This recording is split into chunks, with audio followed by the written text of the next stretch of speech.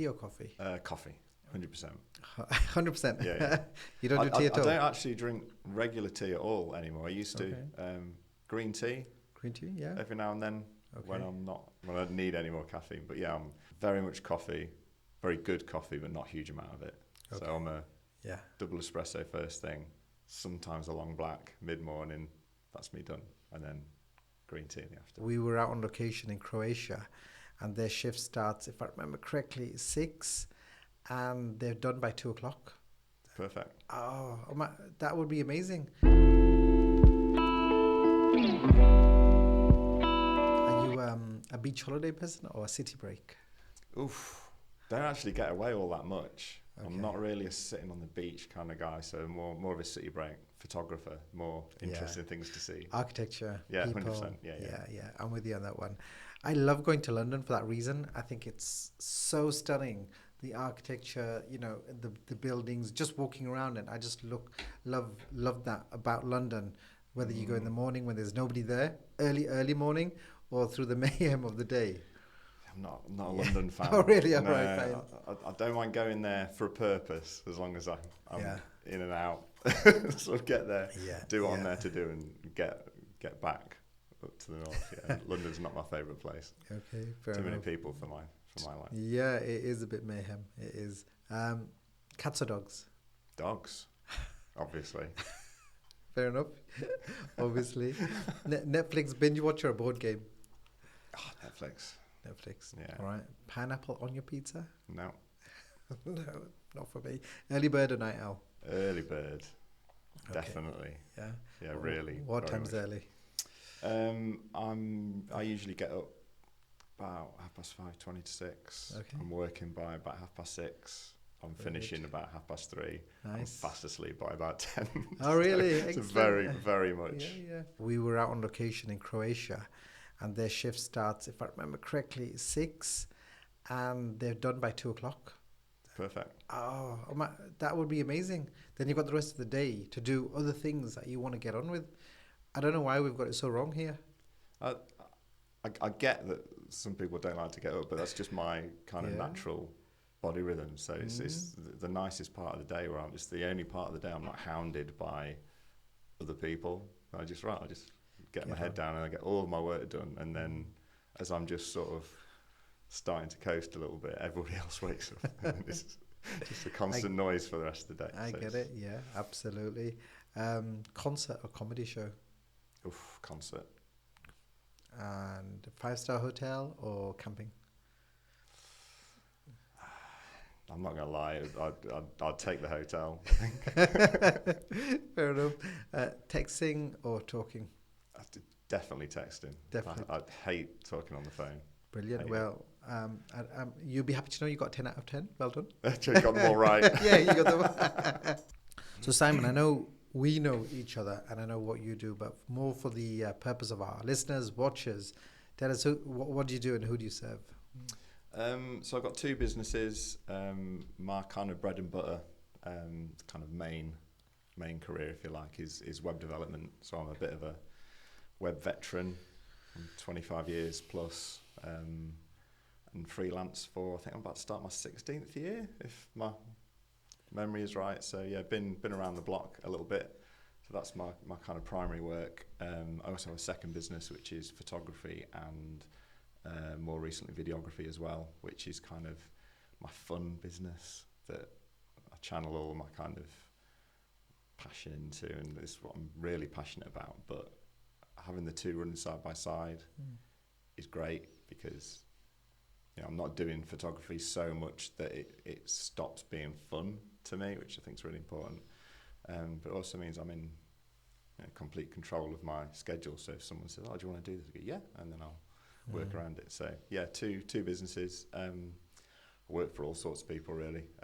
From a web point of view, pretty much everything. I've worked with really big, massive household names. I've worked with tiny little businesses. I do a lot of work nowadays for pharmaceutical companies. Okay. Sort of patient support sites, things like that. And photography, I guess I do a lot of family shoots, so working directly with families and capturing portraits of people, and I also do commercial, so a commercial event, all sorts of people really. I do a lot of kind of image libraries for people. I think my background as a designer really makes me quite strong in that area, because I've spent like 25 years working with brands' image libraries as a designer, so I know, you know, what the frustrations are, what people need that aren't generally there, all that kind of stuff. So I can take that experience into shooting image libraries for people, and that combined with my kind of passion for kind of authentic, natural, human connection photography tends to work really well. So that keeps me on my toes. Thank you for that quick snapshot.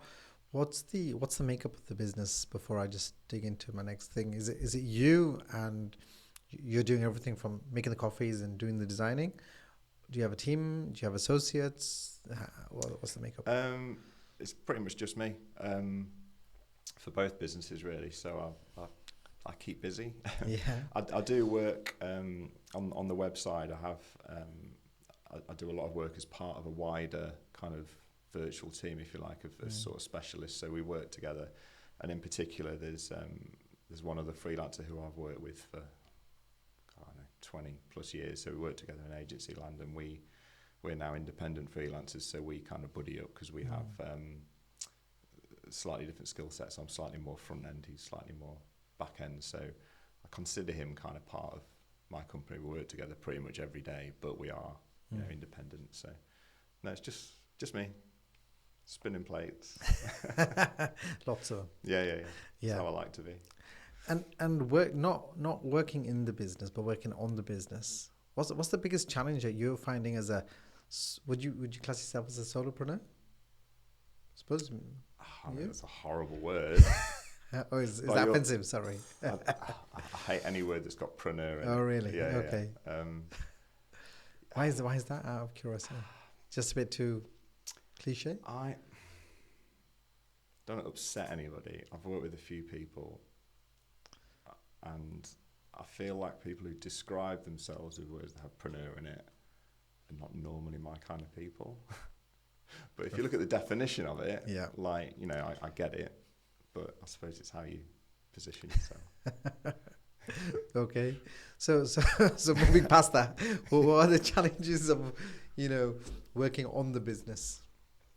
I suppose, I mean, anyone who works completely solo, freelance, I suppose that like the main challenges are, you know, you don't generally work for yourself unless you're good at that thing, because otherwise it wouldn't work.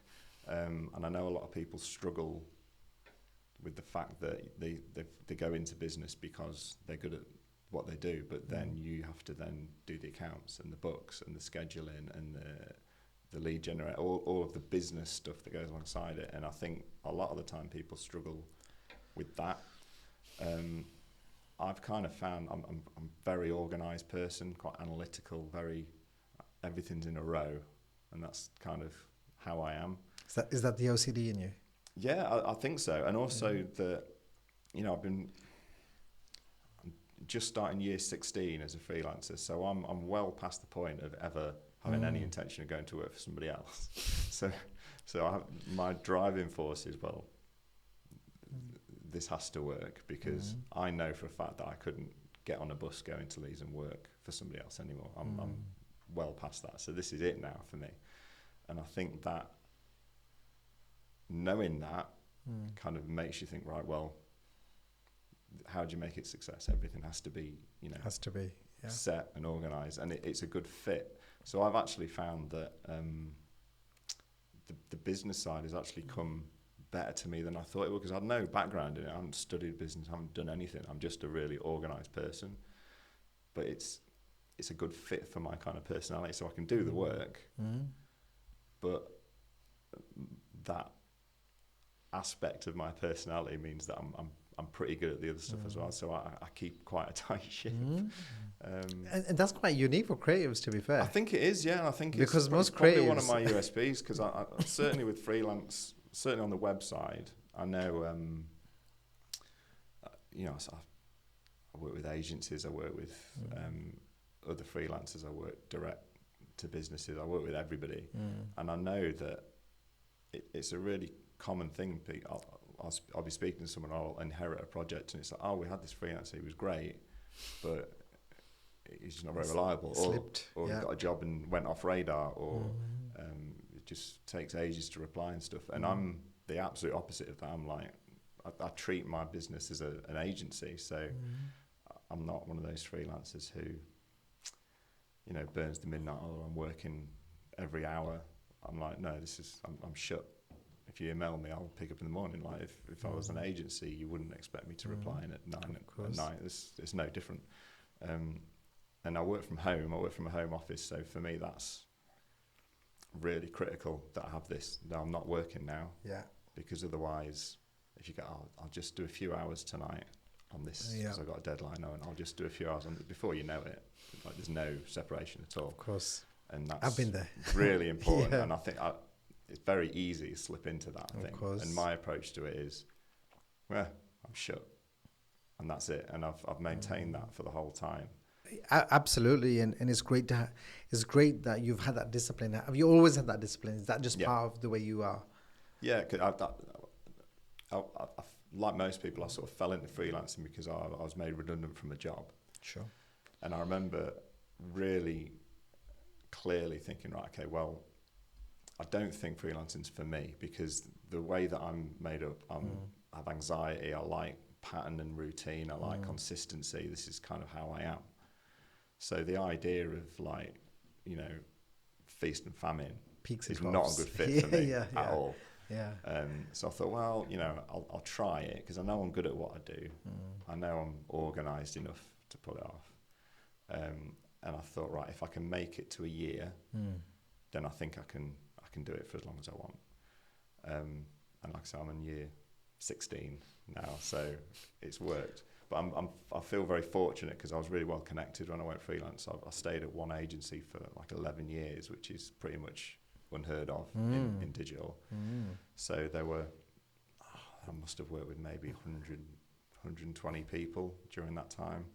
And all the people, those contemporaries that I work with, are all now account directors, creative directors. So at that point when I went freelance, I was really well connected. I knew a lot of people in a lot of agencies. I built a reputation for being good at what I do, which is half the battle won already. Absolutely.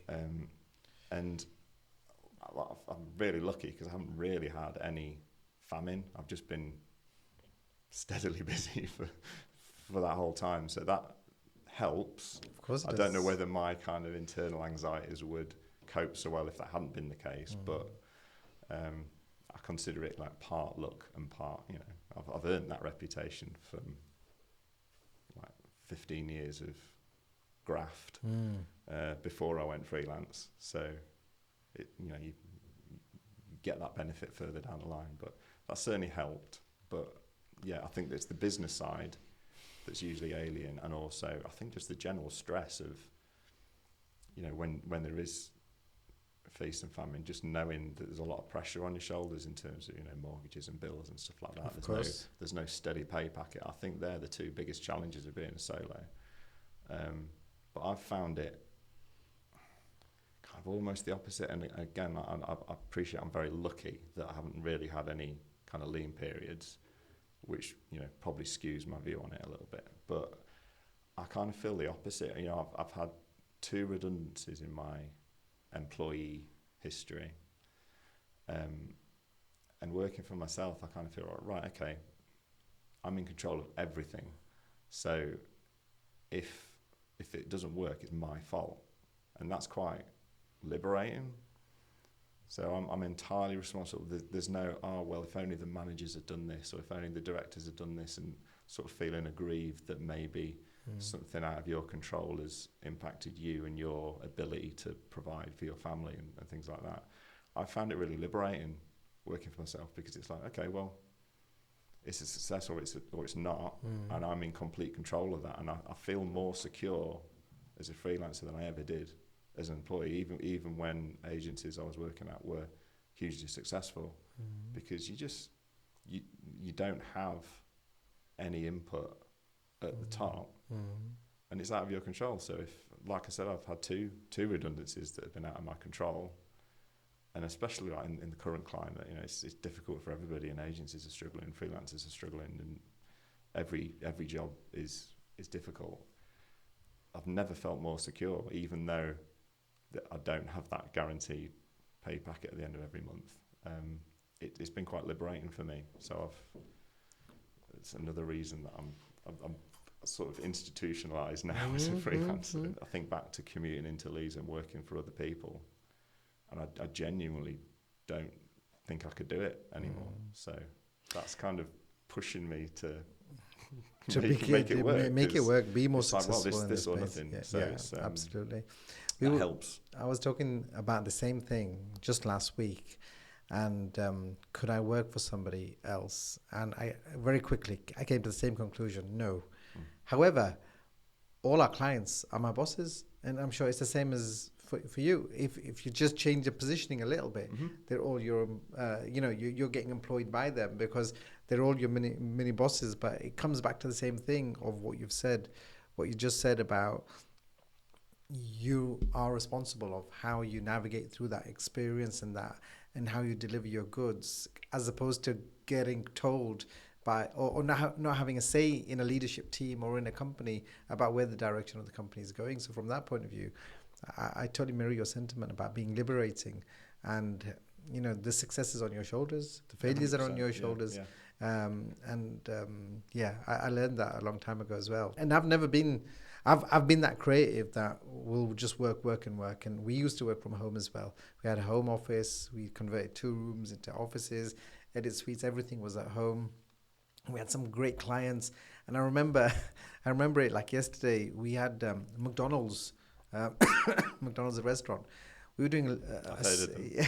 yeah, of course you have. No, but some people think, what, the restaurant, or are you talking about a different McDonald's? Sorry, that's of course you've heard of them.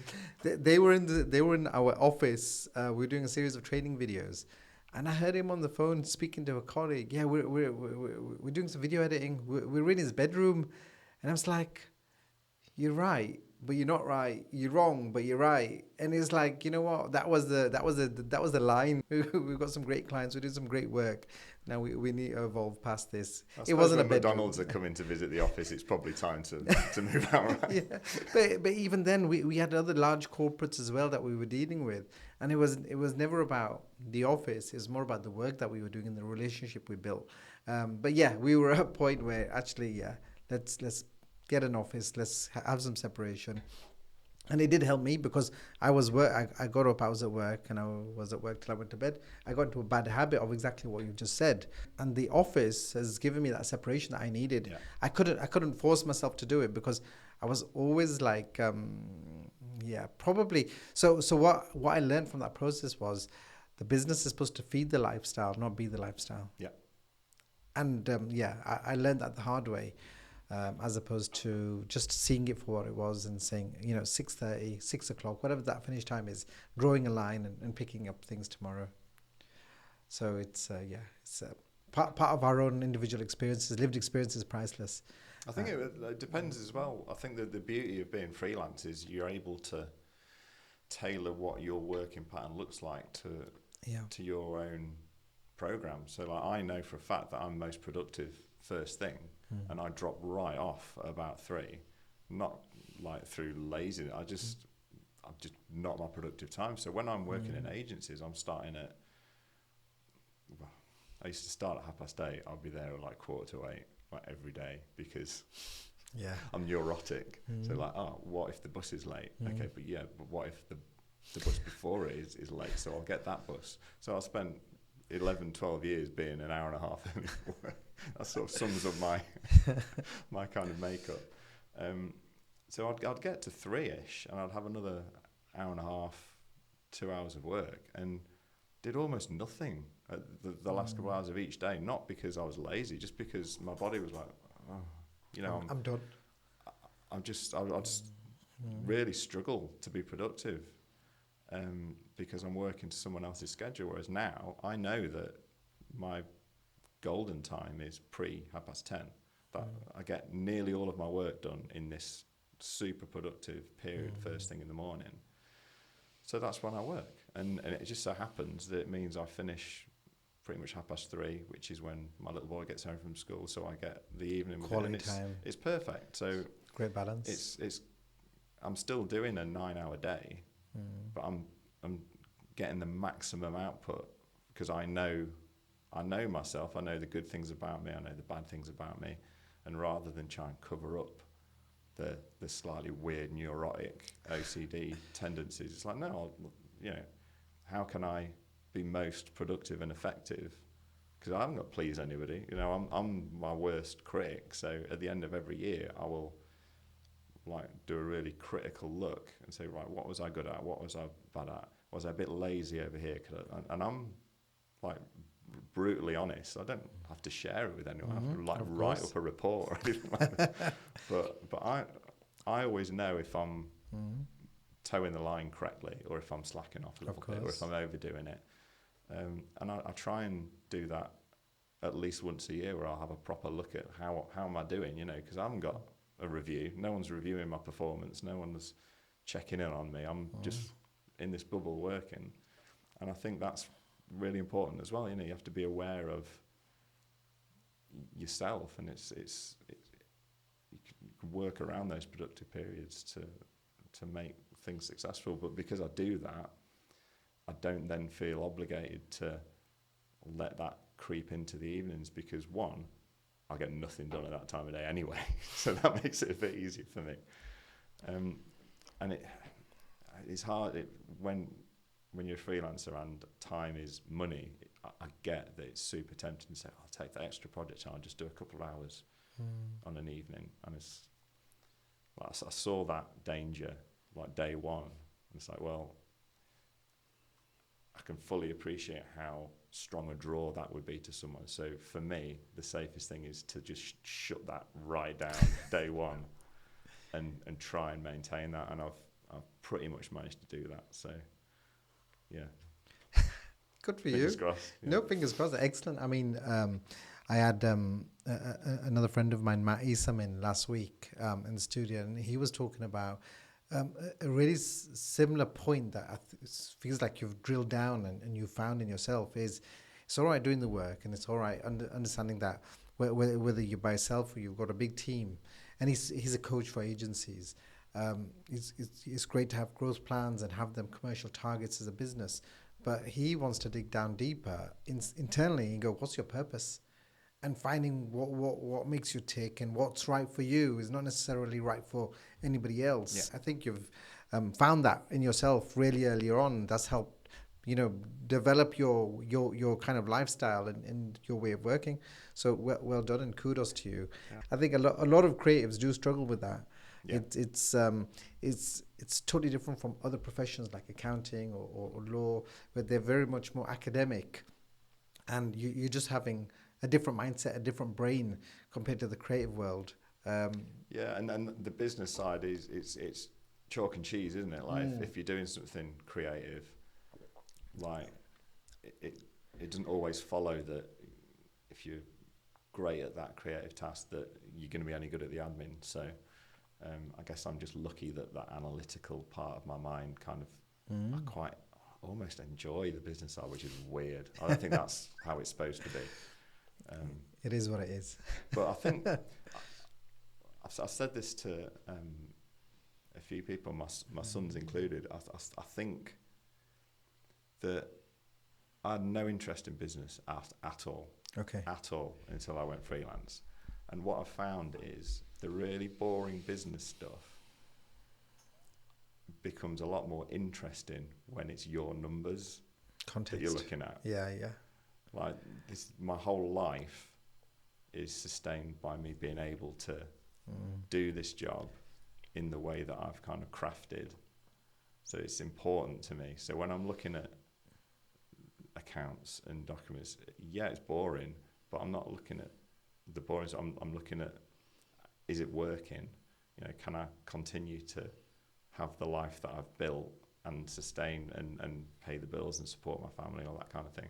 So the business stuff suddenly becomes a lot more interesting when if I was looking at someone else's accounts, could not care less at all. But it's it, it's part of it. So So as we move into photography and video, Sony or Canon? Canon. Okay. I think, look, I say that. I think if I was starting now,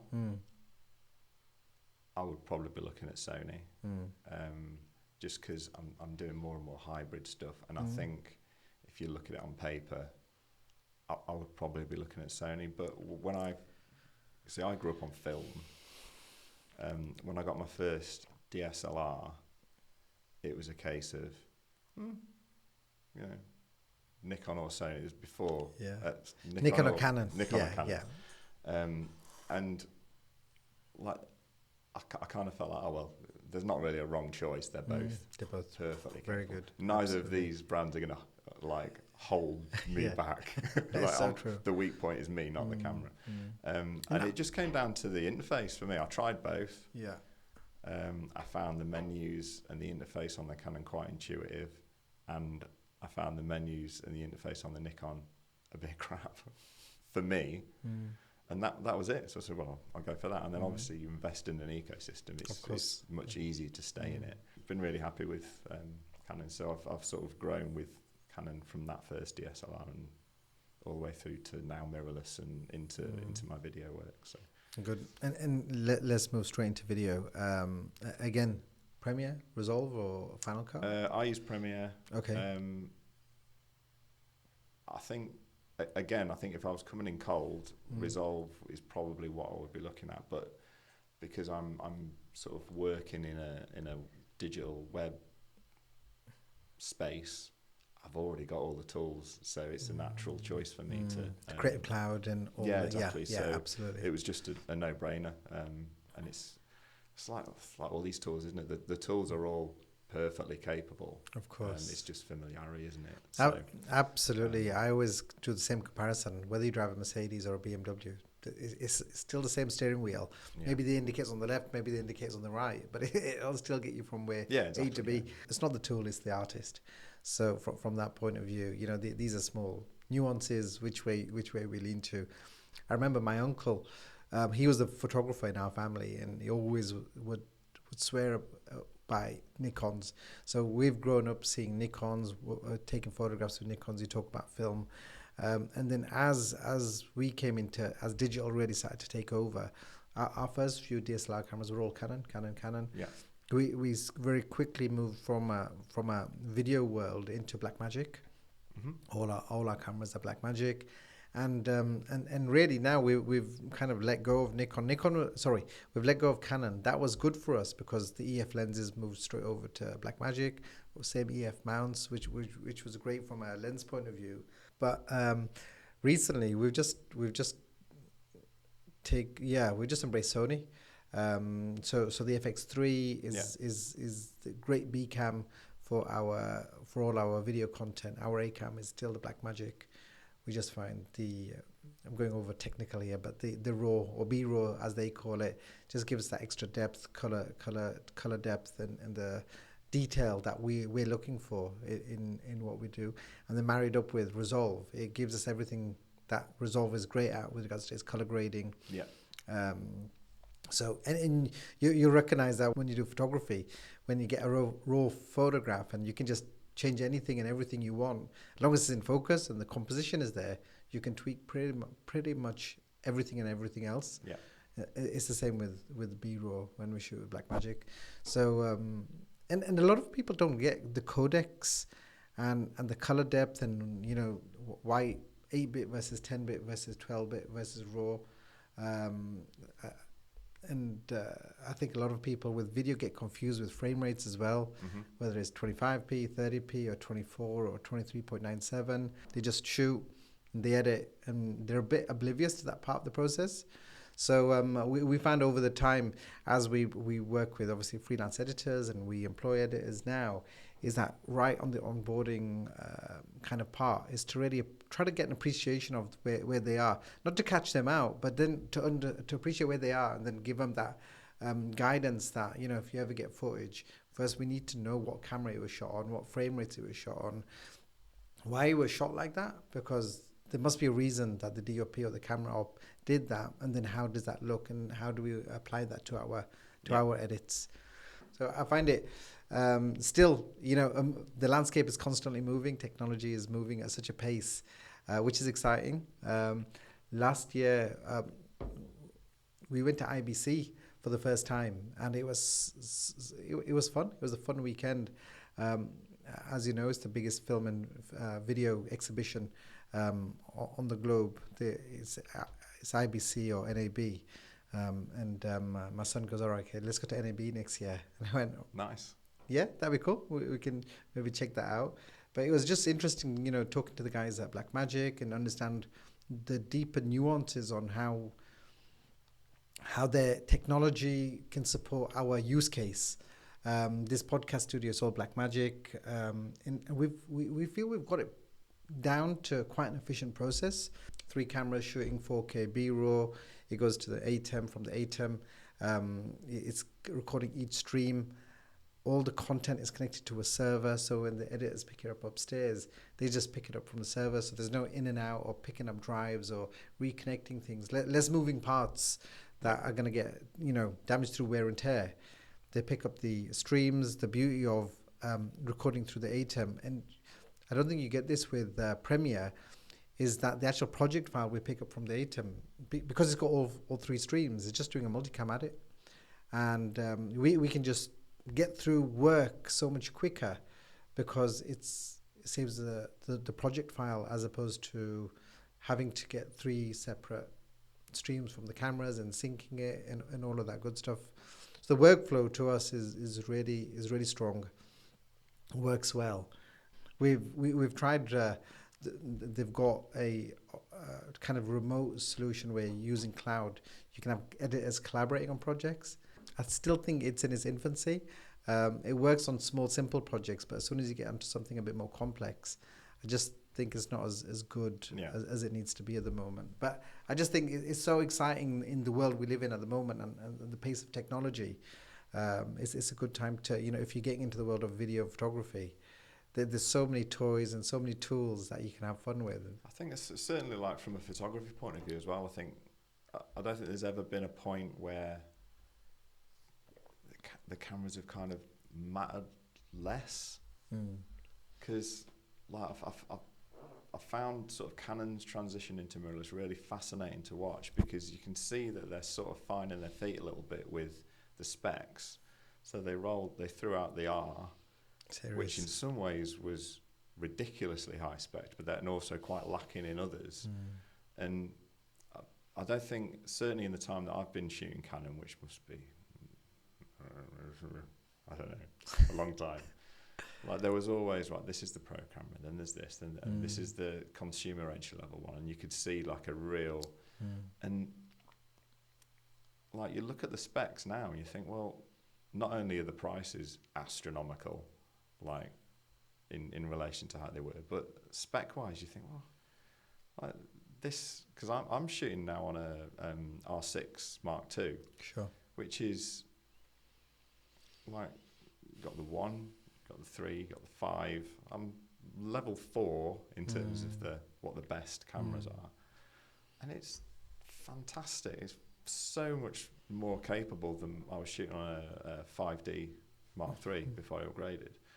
And like the autofocus and like the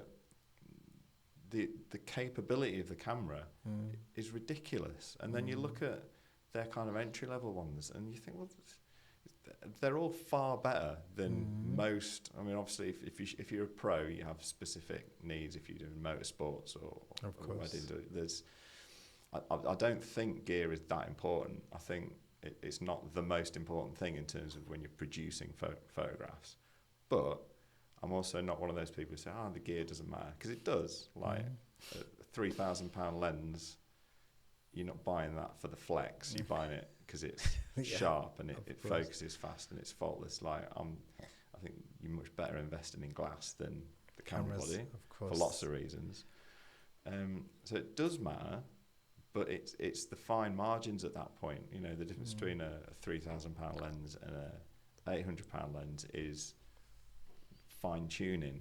All of the other stuff, like I've never felt presumptuous enough to think that the camera that I'm holding is holding back like holding me back as a photographer. Like I'm always very aware that I'm very much in a very comfortable zone where the camera's far more capable than I am. Like the camera's never been my weak spot in that process. The weak spot is what do they say? Like the 6 inches between the camera and the head. Like that's so. I've never really felt like the equipment is that important. If you're a professional, you want it to be, weather sealed and robust. Absolutely. So it matters, but I think it's much. I say this to a lot of people. I think photography is weird because the core principles are not all that complicated, right? You've got, here are the ingredients, here's the exposure triangle, here's composition, and you only have to, at any stage, subscribe to any kind of photography magazine to understand that there's maybe 15 or 16 themes that come round and round and round and round. And that's because there's not that much to learn from a technical point of view. All the hard stuff is learning to see. Yeah.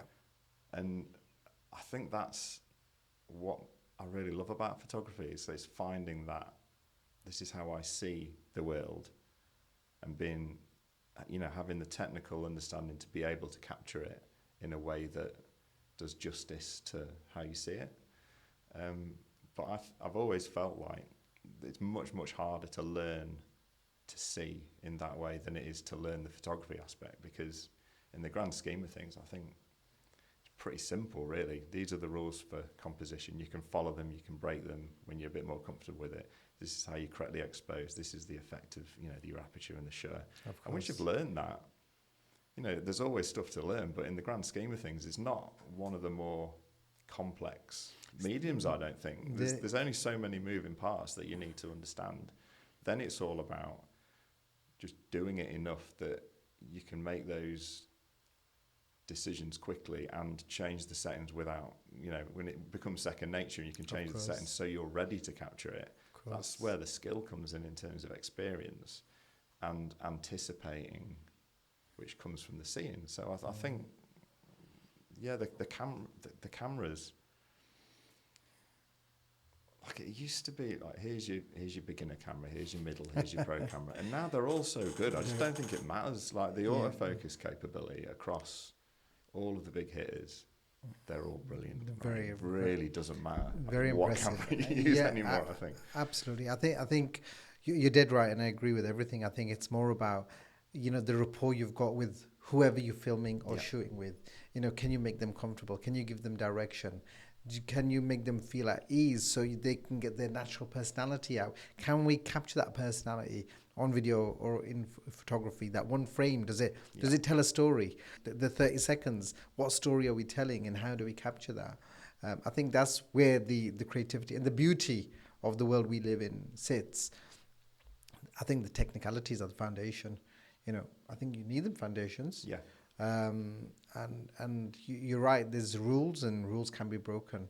If there's the creative, I always say there's got to be a reason for it. If you're breaking a rule, that's fine. What was your thought process? What's the rationale behind? Yeah. Why are you breaking that rule? And as long as you can, you've not done it by accident. I just did it. Well, was that an accident? Could you remanufacture that again and again if that's the style that people tend to like? Yeah. Or have you done that by accident? And sometimes you do find accidents, and you kind of develop a style, and fine if that's what happened.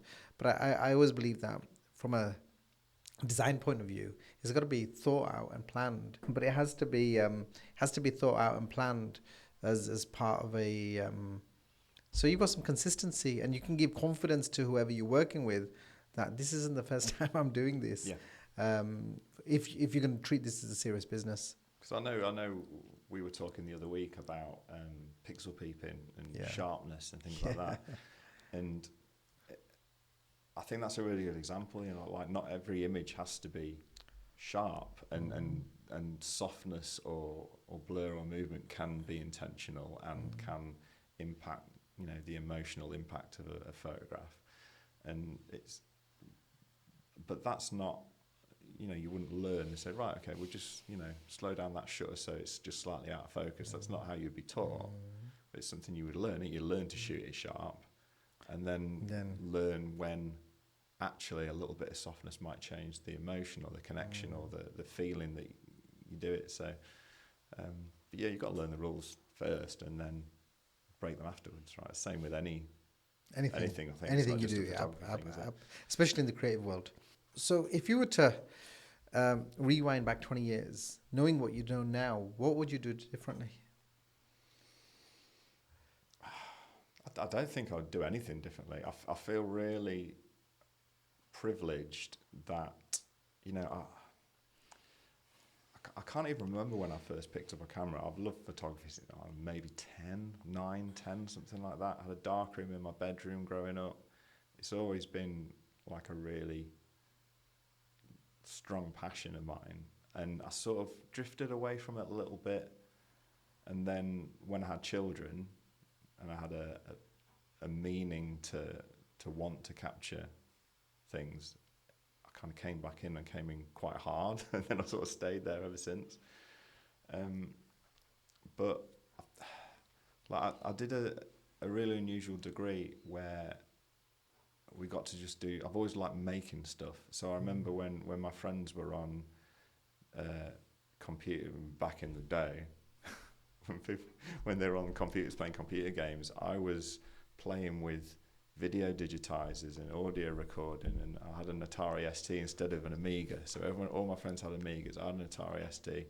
I had a really old like tape deck of my dad's that I'd plugged into the computer, and I just constantly just experimenting and finding it really fascinating to make things, and that kind of drifted into graphics. And then at uni, my sort of dissertation was focused on multimedia production, because this was back when CD-ROMs existed. So it was computer graphics, multimedia production. There was a web dev module that I didn't take, but then ended up taking for fun in my spare time without any credits, just because I thought, oh, that sounds interesting, I'll just do that. But on my degree, we did computer graphics, we did sound engineering, we had a radio studio, so we produced and broadcast radio programs. We did splice editing on proper audio tape to edit like radio shows together. We did sound design, so we would be given a radio play, like a drama, and we'd craft the sound design behind it. Just lots and lots of stuff that for someone like me was just fascinating. Just like to create things. So, I mean, I graduated in '98, and every single day since then, I've been paid to do stuff that I love to do, like designing websites, building websites, I'm taking photographs, I'm creating videos, I've done a bit of podcasting and made an album and did some sound engineering and made music, and I feel really privileged that I turned 48 2 days ago. Oh, happy belated birthday. Thank you. So I'm now at that point in my life where I'm like we said before, I'm not fit for purpose in terms of an employee. I just couldn't do it, and I know I couldn't do it. So I'm now looking at that. What does this last chapter of my working life look like as I'm approaching 50 as an old man? And if I'm able to go through my whole working life doing all these things that I love to do for myself, for the most part, so like my self-employed job is now the longest job I've ever had. If I can get through my entire working life creating things for fun and earn enough in the process to sustain a life, that's amazing, right? Of course. That's the dream. It's a result. So there's considering that I've got to this point by hook or by crook, I wouldn't change a thing, because I've those little things, and they're not all conscious decisions that I've, gone, oh, I'm going to grab this and make this work. Like most people, it's like you stumble into it because a job that you're happily going to suddenly disappears, and you think, oh shit, now what? Now what? Yeah. And it just so happens that I've managed to make it work. See, this is the pessimism in me. I'm about to start year 16, and I'm still assuming that it's not gonna it's not gonna work as a sustainable career. I'm Well, waiting for the other shoe to drop all the time, you know. But people do say you're only as good as your last gig. yeah, So well, this is it. so it's good to stay I think on your complacency toes. like that, Yeah, as we were saying before, like I'm a fierce critic. So at the end of a year, when I look back, like because I know like no one else, it's just me and myself in the room. Like if you can't be honest in that kind of of course. situation, Yeah.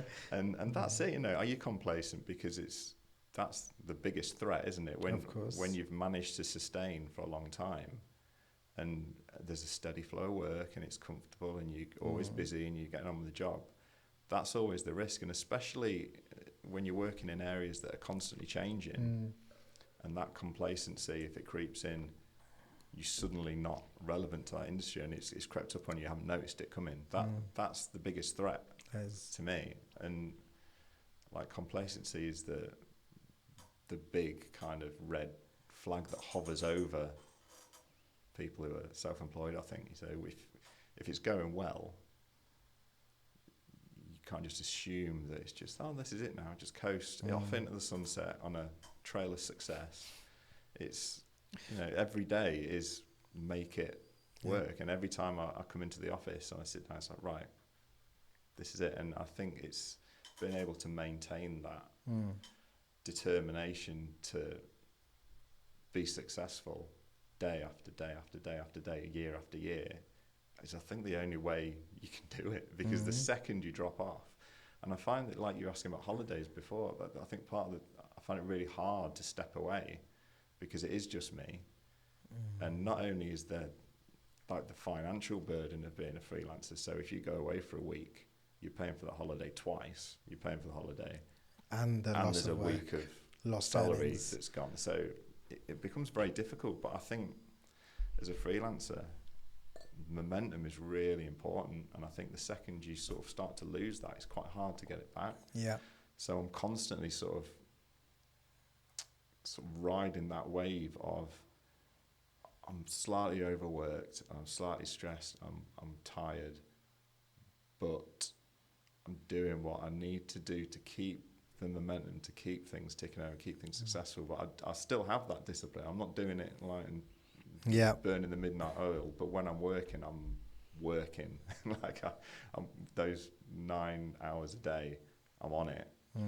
9 productive hours, not Yeah. a lazy 5 hours. Yeah, so like 18 hours in dog years. Like if I was in an office, I'm probably doing 3 days of work a day, every day. Yeah.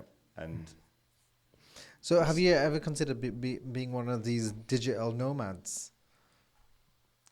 in what sense? How are you describing? Well, you could pick up your laptop.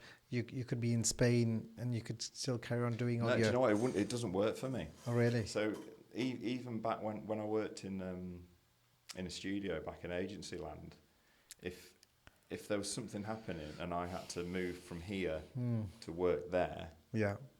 that would hit my productivity 15-20%. You've lost all your comfort. Just moving to the next desk, like it's come back to that I may not have that consistency and that routine in terms of how my salary or my income works anymore, but I need it around me to be productive. So my home office it's not a bedroom. It's a converted garage, so here's a door, the door shuts, this is just the office and it's nothing else. It's not got other things in it, it's my space. And when I walk into that room, I'm at work, and when I leave that room, I'm at home, and that's my barrier where my two worlds collide. And everything about that space is tailored to make me as comfortable and as in the zone of working as possible. So I've got my computer, I've got cameras all over the walls, I've got my bookshelf with my sort of photography books. So if I need to look at that, I've got record player behind me, I've got all my record. This is my kind of the only space in the house really that's just, this is me, and everything in this room has got a purpose. I've got a desk that I custom made to fill the entire length of my office, so it's like 2.5 meter desk. So half of it is, this is my workstation, it's my Mac, it's my ridiculously expensive chair that was the best thing I ever bought. And this is where I'm productive. But then I have 2 chairs and an empty desk to the right. So if I've got papers everywhere, if I need to break from that connection to my machine to focus on sketching or making notes or reading, then that's what that space is for. So every single thing in that space has a purpose. But I can't even listen to podcasts when I'm working because it distracts me from my work. I struggle sometimes to listen. I love music, and like I said, I have all my records, I've got Spotify, I've all set up, but when I'm really busy, I really struggle to have music on because I love music so much that Takes you off. I get distracted. But I have a lot of jazz records. I'm a jazz buff, so I've got loads of Blue Note records in my office. It's kind of, I would love to collect for the design of the albums and the music. It's sort of ticks lots of boxes for me. And I quite like to have jazz on because there's no lyrics, so there's nothing, no story pulling me out. It's just music. The music. But even then, when I'm really busy, I just need silence. So I'm not someone who could sit in a Starbucks or a coffee shop, or even in the garden. Like when it's nice in the garden, I've got a lovely garden, got a desk and chair. I couldn't sit out there and work because I would be working at like maybe 10% of what I would do in my. I need all of the component parts to be in place to allow me to be productive. You know, the right time of day, the right space, everything lined up neatly. So that's everything. Your that's cockpit, my your zone. kind of anxiety. It's like, okay, this is what I need, but I'm in control of it. So I'm aware of those things about myself and my personality and the way that I'm made up. Like I say, great, okay, well, I can craft this environment and this, not just physical space, but the environment of what my working life looks like and what my day-to-day life looks like, to optimize every detail to allow me to do the best job that I can at what it is that I'm doing. And that's a nice place to be, to have that amount of control. And it comes back to what we said before about, you know, being in complete control of your situation and how liberating that is. It's like, oh, I'm finding that distracting, so that's gone. Or like everything is there for a reason. Fine-tuned. So I love that space because it's just the perfect kind of crafted space for me to do what I love to do and allow me to make it work enough that I don't have to go and work for somebody else, which is great. I'm happy with that. Talking about working for others and others working for you, what's your, based on your experiences, what's your advice to school leavers, university leavers? What's your advice? Just generally about going into work? Yeah. Now this is interesting because I've got 3 sons. My eldest son has just a couple of weeks ago graduated from Durham, and he's going into work in a few weeks. My middle son is just about to go to the same university to do the same degree. So what degree has he done? Well, both maths. So my eldest has just graduated with a master's, a first-class master's from Durham in maths. And yeah, my middle son's gone to do the same course starting in September. So I do not know where the love of maths comes from, because it is not me. I coasted through GCSE maths because I've got a very analytical mind, very logical brain, and it just didn't feel like maths to me. It's like, here's a small number of processes that you have to learn, and then here's some numbers that you feed into that. Follow the process, it spits it out. That's not maths to me. That's just logic, which is what I'm good at. And I did A-level maths and got properly found out, because as soon as it turned into actual maths, just did not click with me at all. Whereas they love it, they soak it up. But yeah, we've been talking a lot about, because my eldest did a few placements and internships during his summers while he's been at uni. And the main thing for me is, I really strongly believe that work ethic is far more important than like even ability. To say, like, it's great if you excel at something, fantastic. if you don't and you're willing to work and then you eventually excel at something, that's great as well. But like, even if you sort of, you're okay at something, if I was employing, I would much rather have someone who was pretty good at something and had a fantastic work ethic than someone who was really skilled but was a bit lazy. Because I think in any walk of life, it's like football as well. Like if you get players like in the Premiership who are not spectacular, but through sheer graft and work, I don't know why I've gone into a football analogy. I've started coaching my youngest football team, so I've a lot of football in my head. Fair enough. I think the Premiership is littered with players who are unspectacular, who the man on the street wouldn't know their name, and they're the heartbeat of their team. They don't get the headlines, they don't score the goals, they don't make the people who just graft. And I think it's the same in work, you know. And I think, and I've seen this with my sons, you know, you're doing GCSEs, you're doing the A levels, it's about results. And what we've spoken about a lot is like GCSEs especially, you spend all those years building up to this moment where you're tested about how good you are at something. And the second you pick your results up, in my opinion, completely irrelevant, because the only purpose of that is to progress to the A level, if you do an A level, or to whatever you're going on to after GCSEs. And then you have a intense period of 2 years on A levels, and it's all about the result. And the second you get your A level, doesn't matter, because the only thing that matters then is this is our journey through A levels. Of course. You know, not everybody does A levels, not everybody goes to university. Whatever you're going to, the purpose of it is to move to the next level in the game, right? So whether that's an apprenticeship or a job or a degree, and then if you're at uni, it's all about that 3 years, that 4 years, getting the best grades you can, so that you can get the job. Once you've left that behind and you're in the job, none of that has any relevance to the rest of your life. Absolutely. So it soaks up so much of your attention and your work and your emotion and your toil.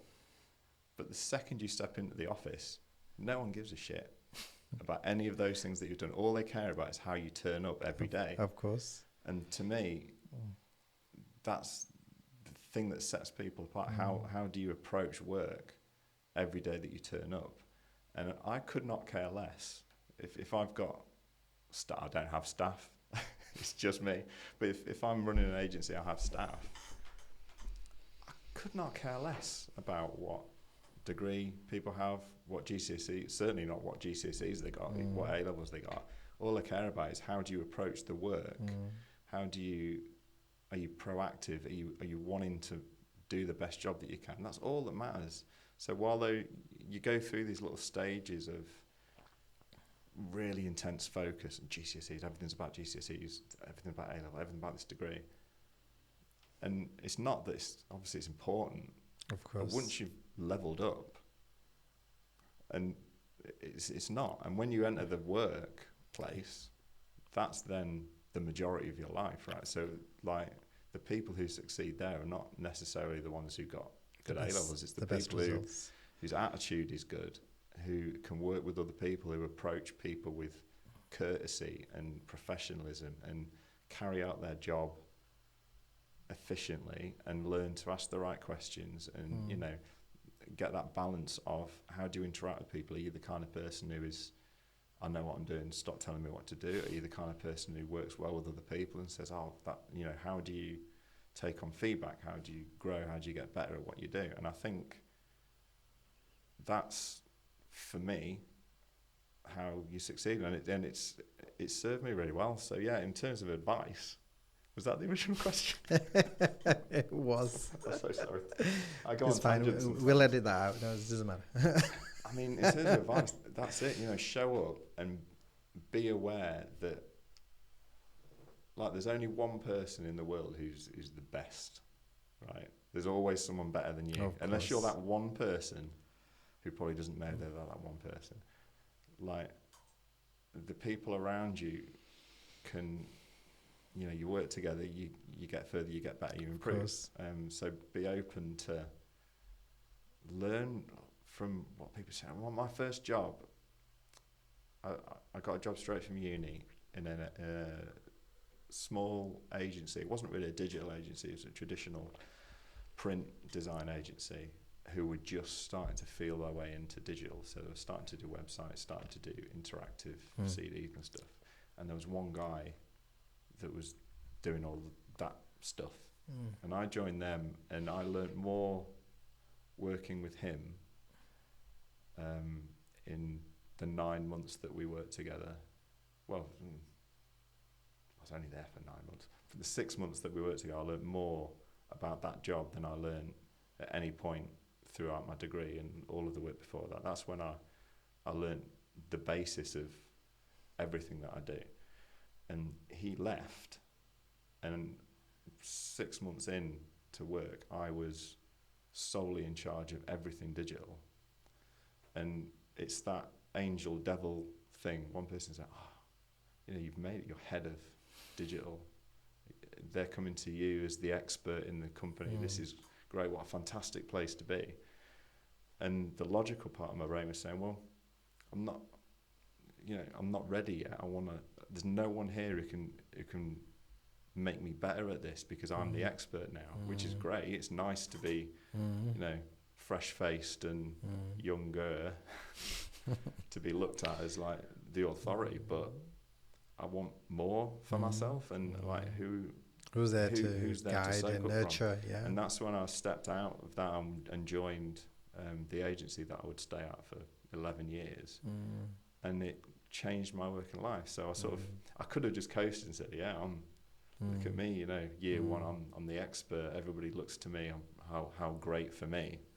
But I think like being honest with yourself is what I would remind people joining work to be mindful of, because are you wanting to look successful to other people, or are you wanting to just be better at what you do? And sometimes there's a gap. they don't cross over. So I stepped out of that and joined somewhere else very much as a junior. It's okay, I've given up this. I'm an expert, now I'm a junior again. But the amount I was able to learn from being surrounded by people who were better than me at what I did was fantastic. And that's all those elements that I've soaked up are the reason that I'm able to, sustain a career for myself, because it's, you put the legwork in. And I think it's more about, prioritising being better than prioritising like plaudits or being seen to be successful by other people, because that's not something that's ever really interested me that much. And I'm my own worst critic, so I know if I'm coasting a little bit, or if I'm underperforming, if I could be doing better in something. And if you can't do that in the environment you're in, then you find a different environment, right, to make it happen. But I think certainly as a solo business owner, what I've found is people like to work with me because I'm honest with them. I don't really like bullshit. I'm not the kind of freelancer that says, oh no, yeah, of course I can do that, and then leaves the office. How do I do this? I know that's really commonplace, and that's fine if that's, but that's not how I am. I'm a bit too honest for that. So I'm very much, I can do that, that's absolutely no problem. I haven't done that before, but I'm confident that I can do it for you. Or, sure. That's not my bag. Yeah. And I think people really, the people I work with really value the fact that I'm just really straight up. I consider myself part of the company that I'm working with. So you were saying before about clients. I don't really see myself as a freelancer. If I'm working with someone, I'm equal terms. We're working together in that context for that project. And I would be honest with them like I would with someone who's working in the same company.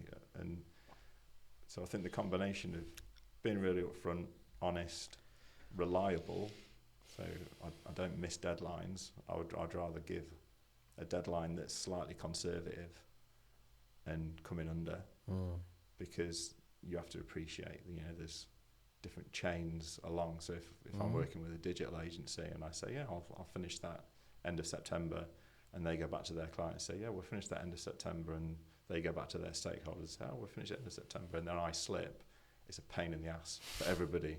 Of course. So I would rather say, I can finish that in September. I'll finish it mid-October, and if that works, then happy days, because everybody's plans are in place. Of course. All the sort of knock-on dates and implications and jobs that are based on that don't get impacted. If I come in early, everybody's happy.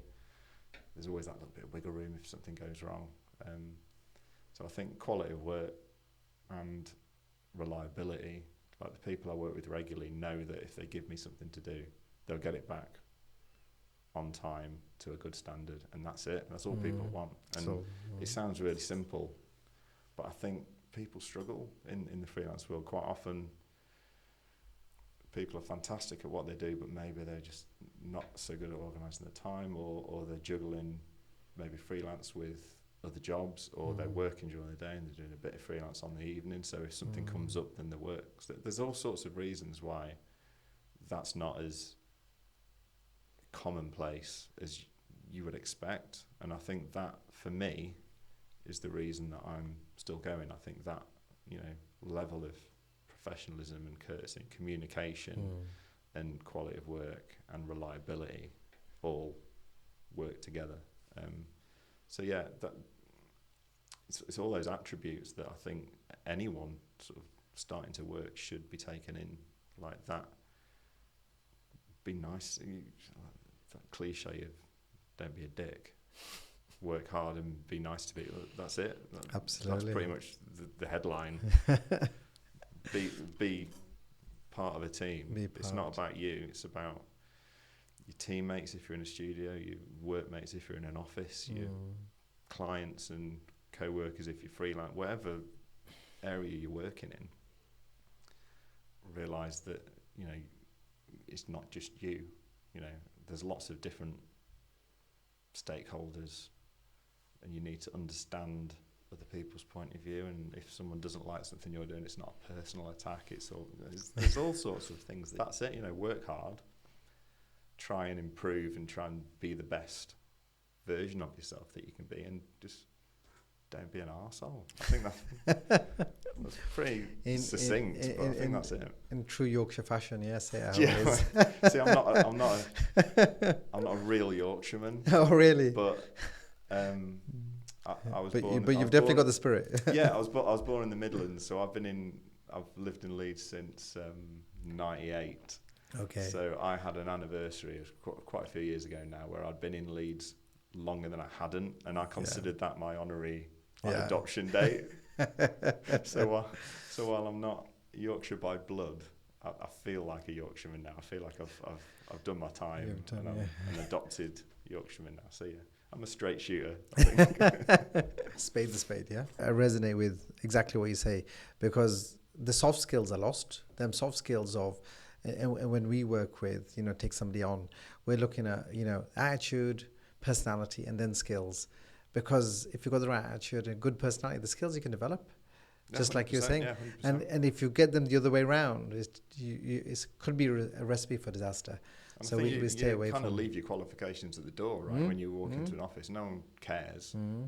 Like, your A-level scores don't have any impact on how you perform are in this space with other people doing the jobs, doing what you've been asked day to day. No one cares. They just care about what you're doing, and that's, I think, when you spent your whole life through school or university or years and years and years, like your entire life basically up to that point has been focused on that academia, it can be very hard to then not dismiss it, but say, actually, none of this matters.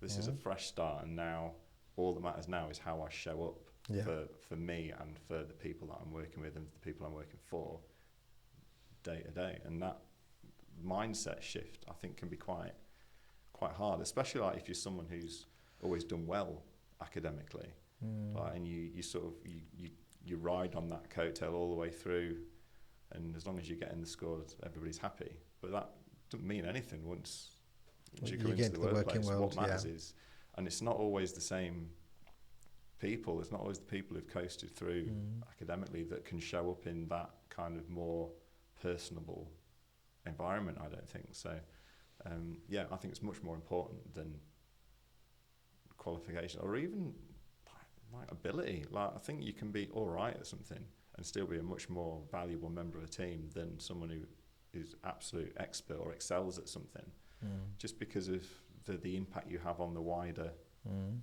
group, I think. So yeah, I think that's, for me, that's a really, like, work ethic is a really, really big thing for me, because, you know, if you're lucky enough to be really good at something, that work ethic will allow you to, you know, really soar. If you're not, that's fine, but the work ethic will still, like, I think you can always be successful if you've got the work ethic for it, whereas I don't think ability guarantees success, or if that drive to work isn't there. And I think sort of wasted potential is like the biggest crime for me. I think if you've got the ability to be really good at something, but just not the drive or the motivation or the desire, motivation to do it, I hate that. It grates with you. Yeah, it really does, and I think that's a big part of who I am. I've always been the same. I'm not interested in being the best at anything, but I always want to be like the best that I can be at something. Yeah. There's some things I'm really good at. There's some things I'm really terrible at. Yeah. And that's fine. Yeah. Not all great at everything, but I can still. I'm really terrible at woodwork. Right. I've got this idea in my head that when I retire, I'm going to just start making things out of wood, because I used to enjoy it at school. I'm shit at it. And a couple of years ago, I thought, I'll get a few things. I'll just start. I'm not very good at it at all, and I can still, like, work hard to be the best that I can be at it. But it doesn't mean I'm going to be very good. I'm still rubbish at it. I play snooker like nearly every week with my middle son. Terrible at it, and I really enjoy playing. And we thought, well, if we play every week, we'll get much better. No, still shit. So I can still try and work hard to be as good a snooker player as I can be, but the bar's very low. And that's just how I am. Like, I think if I was good at snooker, I would be like, well, I want to. If I'm capable of, like, competing, I should become. I'll do that, but it's not because I'm interested in being the best at something. It's just because I like to push myself. But my snooker bar is okay. Right down here. It's bafflingly poor, actually, given how often we play. And I think that's my makeup, and that's what I take into, like, all of my work. Really, is just like, I'd like to be as good at this thing as I can be, and what can I do to get better at this, and what can I learn from the things that go well or things that go badly? How can I make the next job a bit better? And I think that's a good sort of healthy way. I think if there's one takeaway from this whole conversation is for me, listening to what we've both been discussing, is just be the best version of yourself. I think so. Yeah. That's probably and it's such a great way to empower everyone and not put everybody in the same bucket, not to generalize. Don't compare one person with another person or one agency with another agency. Just be the best version of yourself, and just. That's it. 100%, and like, especially like in the current climate with sort of social media and stuff, everybody's just constantly. It's all a comparison, isn't it? Of course. Like, as a photographer, that photographer's taking better pictures than me. A videographer, that filmmaker's better than I am. But it's like I said before, like there's one person that exists who's the best, right? They don't know it. There's always someone who's better. Always. However good you are at anything, you're not the best at it. Yeah.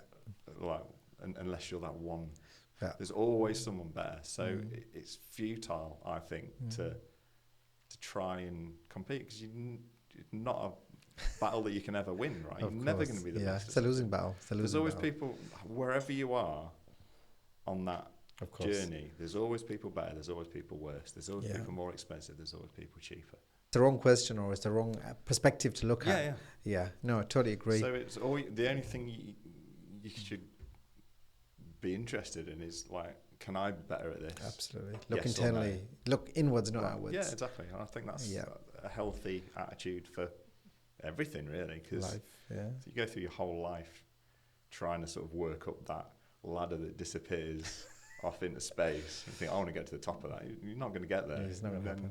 You run out of time. Like, of course. I guess I'm 70% of the way up the ladder, brilliant. Like, it's meaninless. Yeah. No, you're so right. It's the journey, not the goal. Yeah. And a lot of people are starting to resonate with that and voice that and actually bring more focus to that, as opposed to trying to just chase these endless goals are meaningless. Last and final question: what's the dream? So I know you've dedicated your life to Yorkshire. Well done, and the creative space as a byproduct of coming to Yorkshire. But what was the dream? Whether that's 1 year or on years to come. Right now, as someone who's ever rapidly nearing 50, in an industry that's generally like a young man's game, like, and I know we spoke about this the other week, didn't we? Like on the website, I'm like first generation web professional. So I'm in a really weird position where there's only a handful of people like, in the world who've been doing it longer than me. But it's an industry that is very young and has always been young. So it's kind of uncharted territory. Like you don't get 60-year-old web developers because it's never happened. Yeah. Now, that's kind of uncharted territory, really. So, as someone who's got two businesses, I've always been really mindful that, eventually someone's going to say, "Oh, you can't do this work because you're too old." Which, you laugh. It might sound ridiculous, but because I'm in that first generation, it's uncharted territory for all of us. So people are deviating off to be consultants or agency owners or doing whatever. And the dream for me is that I can continue to work for myself until I don't have to work anymore. That ultimately. So with having two businesses and the photography side is set up in such a way that if my kind of bread and butter work does start to quieten down, or people cotton on to the fact that I'm too old to do it, I can shift focus and everything I'm putting in place is there to make sure I've got to go and work for anybody else again, because I know I can't do it. And that the dream is that I make it to the end of that working journey, having spent my whole working life just doing stuff that I really love and being paid for it. Like, what a privilege that is to be able to do that, because we spend more time at work than doing anything else. Absolutely. And so many people are doing jobs that they hate to fuel the life in that little period where they're not at work. And I think being able to do anything, if you're doing a job where even a bit of it is stuff that you enjoy, I think that in itself is a really big privilege. But if my dream is to get to retirement age in a position where I can retire and be reasonably comfortable, having done stuff that I really love under my control. Oh, I fancy trying that. I'm going to do that and work out a way to make that work as part of my working life. And what a treat that is to have been able to do that for a whole working life. So that's my dream, to keep it going. And my nightmare is to have to go, it's not working, I'm going to have to go and work with somebody else. That's the nightmare. So hopefully I'll stay on track for a couple more years. I'm a year older now, so one step closer. One step closer. Good for you. Well, listen, I want to definitely acknowledge the continued success for both your children, one who's graduating or finishing university, the one who's entering university. The third one's, how much younger is the third one? He's 9, just turned 9. Okay, so he's got a little way to go. He's got a way to go. Okay, good. He's in his first rock band. So awesome. He's making strides. Making waves. Fantastic. Well, I wish all three of them, huge success.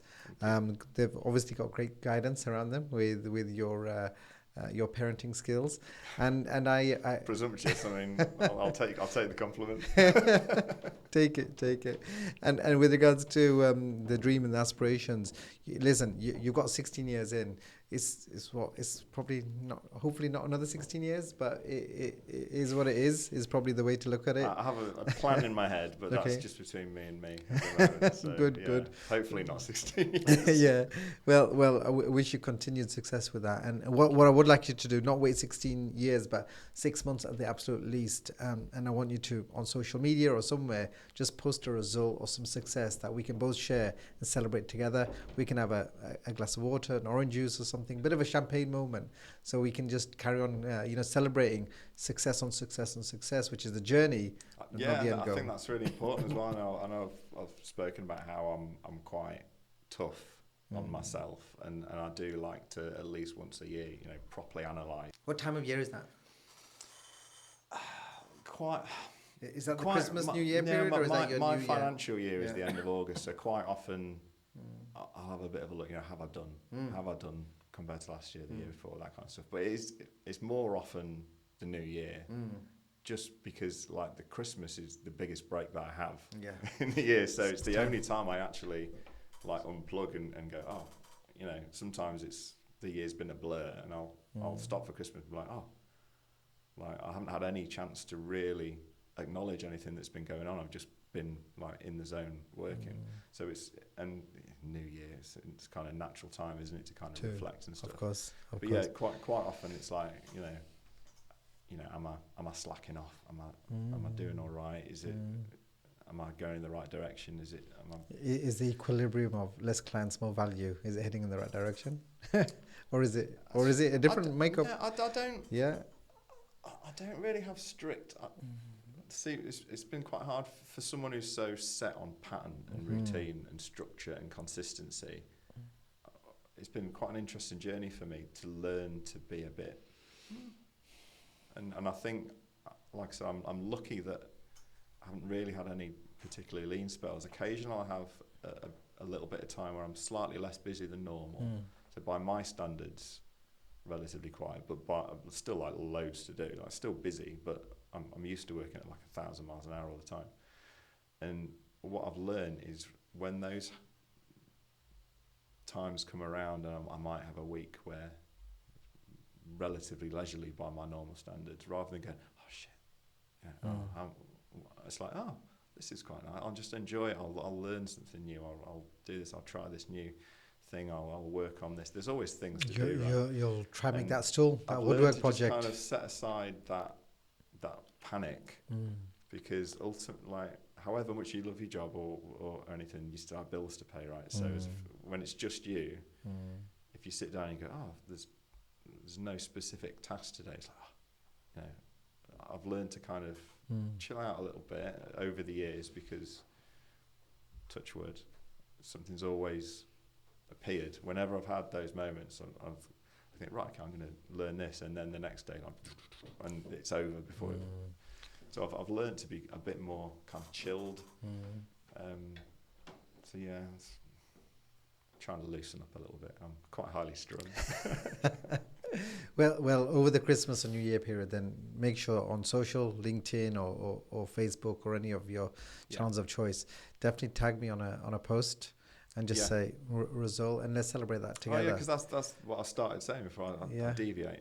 And like I'm really hard on myself when I do these like analysis I'm doing, but I think it is really important as well to acknowledge that you're doing all right. You're still here. It's still going well. This went well. That went well. It's not all like all the time. Absolutely. But yeah, and like people think this is weird. Like I've long since given up sort of structuring my weekly tasks by day. So on this day I'm going to work on this, because it just doesn't work. Everything's too fluid. But what I do is I have a list of, this is what I need to work on, and it moves around day to day. Things move, and I like to cross things off a list. Yeah. And I'm the kind of person who I'll add something to the list that I've just finished, just so I can cross it off, because just the process of crossing it off is the win. Like maybe that's it for today. I've crossed something off.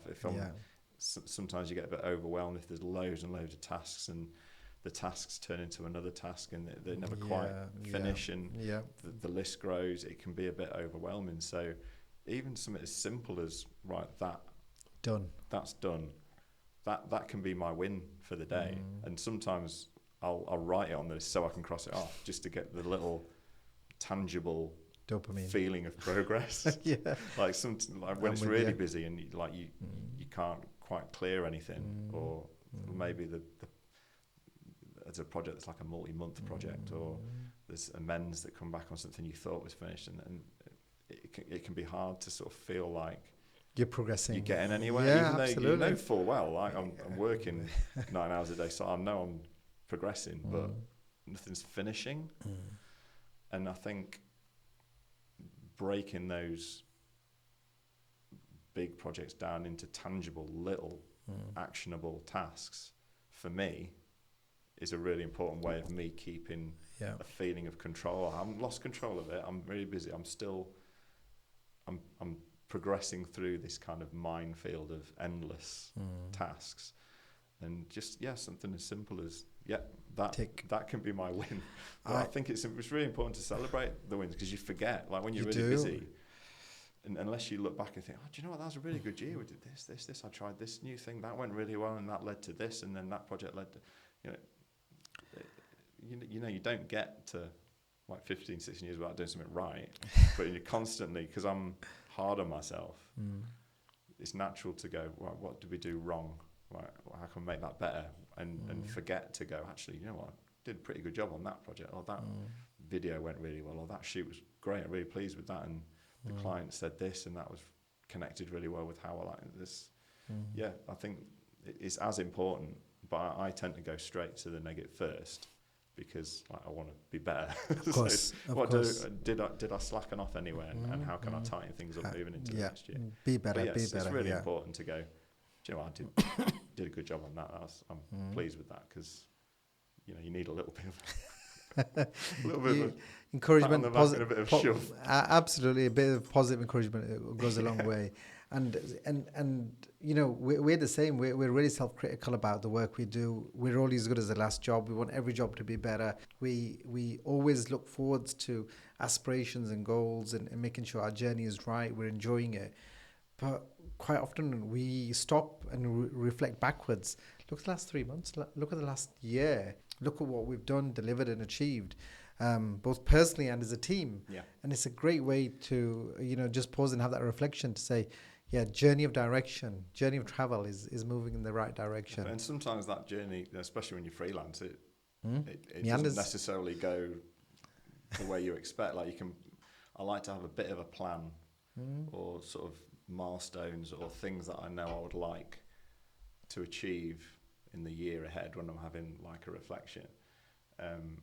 But it's just a blueprint, it's a guideline, isn't it? Like, I think the joy of being freelance is opportunities come up, or you do a project, and then that project might lead to. I've had like exhibitions that have come off the back of a personal project that someone's seen and go, actually, that's a really good fit for this, and then that leads to other opportunities. And like, certainly from the photography side, I think my journey has been quite interesting. One of the projects I'm most proud of is a book that I did when my youngest has got cystic fibrosis. Okay. So he was diagnosed at 3 weeks, and when he was about 3, I think it probably was, I decided that I was going to just do a personal project, which is I travelled all over the country and took portraits of other people that had CF, and talking to them about their journey and their individual, because everyone's story is so different, just an understanding of what CF looked like to all these different people, and as a sort of general raising awareness thing. And as a dad of like a newly diagnosed, thrown into this world, not really knowing what that looked like, a journey for me to understand all these sort of parallel and different journeys and routes that people were on different along their own. That was your coping mechanism. Yeah, kind of. Yeah, and it was really hard, like, because it was pretty tough to see, what that looked like. Some people's journeys were a lot harder than others. I've lost 5 or 6 people from that book are no longer here. That the whole sort of creative concept that tied it all together was I shot 47 portraits for the book, because the median life expectancy at that point was 47, which is someone who's got a 3-week-old baby is terrifying. Of course. So it was really hard emotionally to go through it. But for all the reasons it was hard, I knew that it would make a powerful end product. That was the goal. Something that would connect to not just people who didn't know what CF was, but it's a strange condition because you can't meet other people with CF because of the risk of cross-infection. Ah. So, like, if you had like a young child and they had leukemia or something like that, for instance, you might arrange a trip to go Alton Towers with other children who've got it and say, look, you know, you're not on your own and stuff. Whereas with CF, you can't meet face to face. It's really unusual. I've never known anything else like that. So we've been in clinic and been pulled into cupboards because another family are coming down the corridor. It's like really, it's proven to reduce infection, so that they're really strict on it. But it means it's really isolating. So especially for the younger ones, like they never see anybody else like them.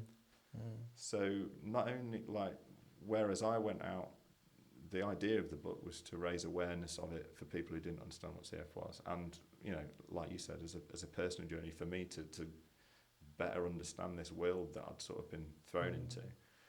But also, I know for a fact that people who've got children with CF were using the book. They would sit down and use the book as a way to say, oh, look, this little girl has the same as you, and she has to do a nebulizers like you do, or this person is in that hospital like you are, or they have to have IVs, or this person here's had a lung transplant, and so it's hands down. Like I've done so many different projects of different types in the years I've been working. It's hands down the thing that I'm most proud of that I've ever made.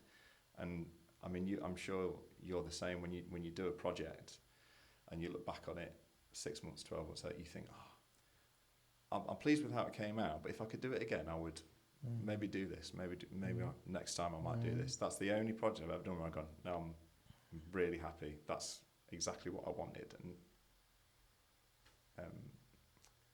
but that project led to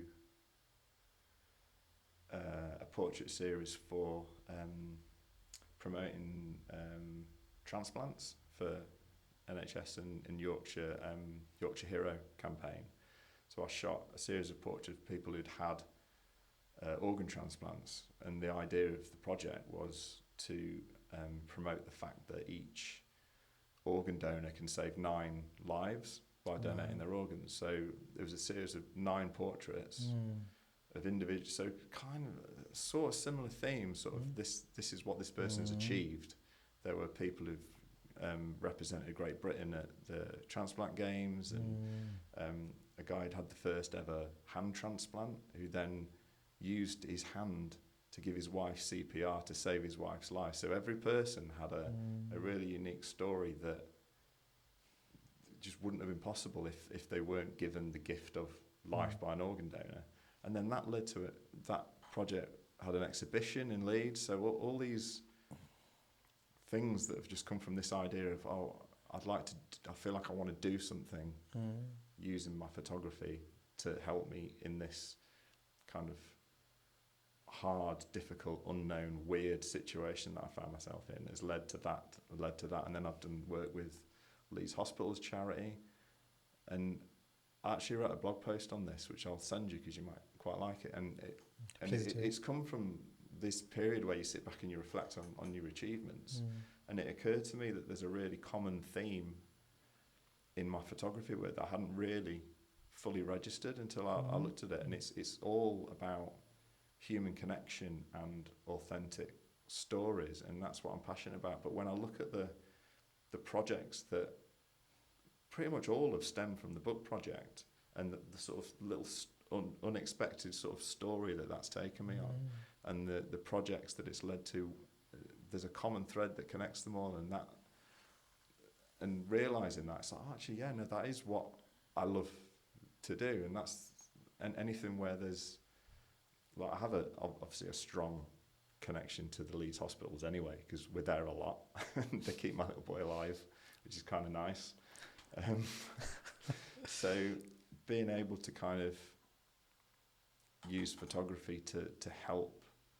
I did a campaign which was promoting the Legacy Giving campaign for Leeds Hospital Charity. So,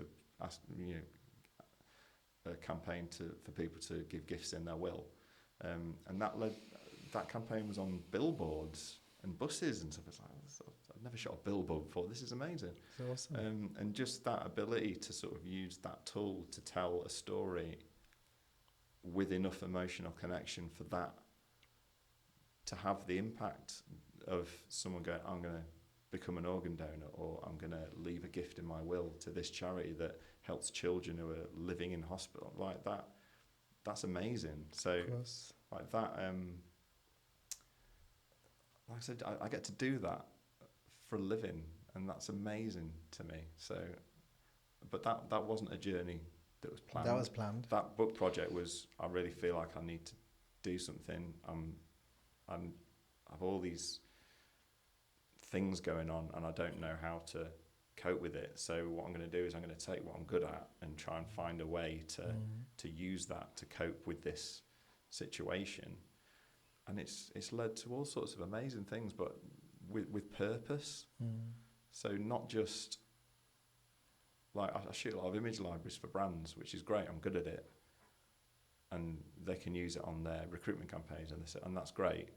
But when you're creating work that changes things or has a meaning, or actually, even if one person has enough of an emotional connection to it to do something amazing, that's like completely different. And that's really my sort of most content, really. We think, wow, I feel like I've done something meaningful. I got all these things that I'm pretty good at, and I try and sustain a life where I get to do as many of them as I possibly can, and that's great, and it's a great way to live. But when you're able to sort of channel that to create something with purpose, it's like, this is amazing, and I'd love to do that. If I can do that until I retire. Thanks for sharing that. Okay, pleasure. Yeah, that was really nice, because you touched on so many things that are really valuable and are testament to the world we're in as creatives, because when our content, when our photography, videos, and websites as well, when it can change and touch the hearts and minds, I think that's powerful. And with regards to the experiences, and everyone has different experiences and challenges in life, but like how when you learn about CF and you went on that journey, I don't know if you're a spiritual person, or you believe in any higher being, or you just live life as it is, but I feel, based on our tradition, that the universe kind of pulls and pushes you to do different things, and it throws curveballs at you sometimes when you least expect it, and it's about how well you can embrace that. And not everybody can, not everybody does. But I wish you brought that book, or you'll have to send us a link to the gallery. I'm happy to say. Well done. I've got a couple of I did two print runs. So the print copy is not available anymore. I've got a couple of copies that are my copies. Okay. Is it a PDF or is it an online version? I can send you a PDF one. Yeah, I've got a digital version, so I'll send you a copy. Yeah, that'd be awesome. Yeah. That'd be really nice. But it's unusual for me, because the way that I'm wired, it's weird for me to go, I'm really happy with that. I wouldn't change anything. Like I said, it's the only thing I've ever done where I go, no, I say that. I wish I'd gone for a slightly lighter weight paper. Okay. I got a bit excited and went for slightly too thick a paper on the first print run. So I'm being super picky. I would have gone for a slightly thinner paper. But other than that, like, just kind of weird experience for me to go, well, like, I'm really proud of this as it is, and I wouldn't change anything. That doesn't happen to me, because I'm always there's always the critic inside. There's always something that can be better. No matter how good a job you do, you can always make it a bit better. This one, I think I'm 6-7 years ago now I did that book, and I think really proud of that. And that I've never had that before. Never had it. There's been projects I'm really proud of, some projects I think, yeah, I could have done better at that, and everything in between. But I've never, 7 years later, gone, wouldn't change a thing. That's exactly what I needed, and I feel like I did it justice. I felt a lot of pressure to, people were, because there's extracts. I recorded a conversation while I was shooting the portraits with everybody, and then I took extracts of those conversations and put them in the book. So sometimes they're related to specific CF challenges. Sometimes they're nothing to do with CF, but they give a reflection of that person's kind of general attitude. And anything that stood out from the conversation, I paired with the portrait. And I felt a real, it's quite a personal thing to sit down with someone and talk openly about sometimes really, really personal, deep, quite upsetting stuff. Not every conversation like that. Some were just really good fun and laughing, but there were elements that were really difficult. So when someone like sits down and properly opens up, and it's the same with any portrait, like you said before, it's not the camera, it's the connection, and being able to put someone at ease to the point that they show you their true self. That's the real skill in portrait photography, right? The technicalities are just a side aspect of it. But for this, like really personal connection, and I'm still in contact with the people in the book. I still follow them. We talk. Like I said, I've lost quite a few of them, which is really, really tough. One of them I lost between interviewing and finishing the Publishing, book, which was really hard, really hit me quite hard, that one. But yeah, I felt a real kind of pressure that I was entrusted with these stories to do them justice, if you know what I mean. So as well as all of the emotional sort of difficulty of the project, it was, I felt a lot of weight on my shoulders to, like, these are stories that need to be told, and they're all these people are entrusting me to do that, and I want to do it justice. And it was, I felt a weight on me that, am I gonna do them justice in the book?